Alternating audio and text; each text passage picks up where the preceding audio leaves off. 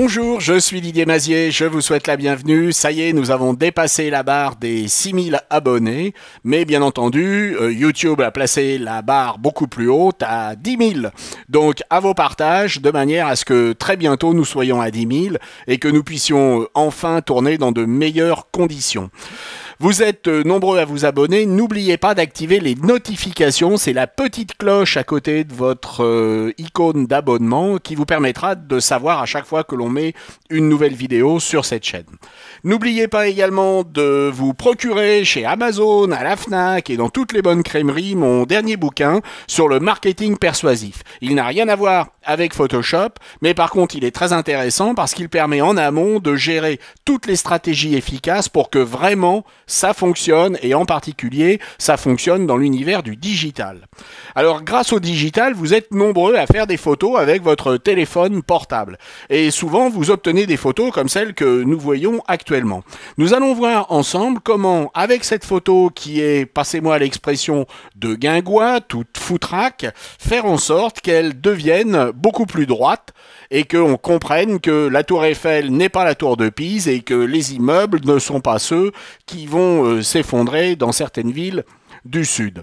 Alors nous avons notre première photo de base et nous avons la photo que nous allons obtenir. Et nous allons voir dans Photoshop comment faire pour opérer le plus rapidement possible.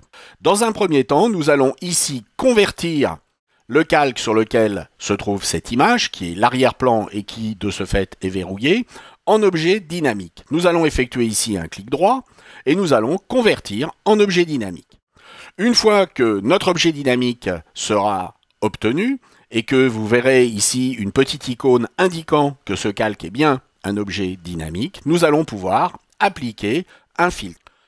Nous allons donc aller dans le menu Filtre et nous allons dérouler ce menu pour choisir correction de l'objectif. Ici, dans la fenêtre qui s'ouvre, nous pourrions ici travailler avec cet outil de redressement en traçant des lignes dans l'image, mais on aurait des résultats qui ne seraient pas forcément satisfaisants. Nous allons donc plutôt cliquer sur l'onglet personnaliser de manière à obtenir un résultat rapide. Et pour obtenir ce résultat, eh bien, nous allons ici travailler sur l'échelle verticale.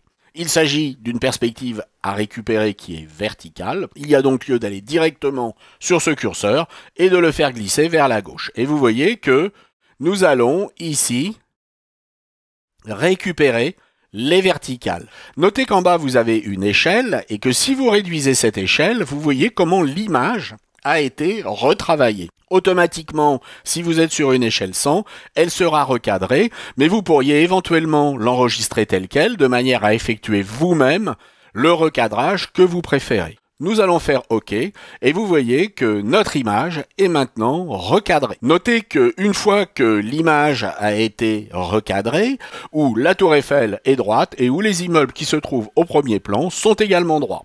C'est obtenu par l'intermédiaire d'un filtre dynamique. On peut donc ici mesurer ce qui se passait avant et ce qui se passe après en simplement cliquant sur l'œil qui se trouve en face du nom du filtre. J'espère que cela vous a intéressé et puis je vous dis à la semaine prochaine. Au revoir.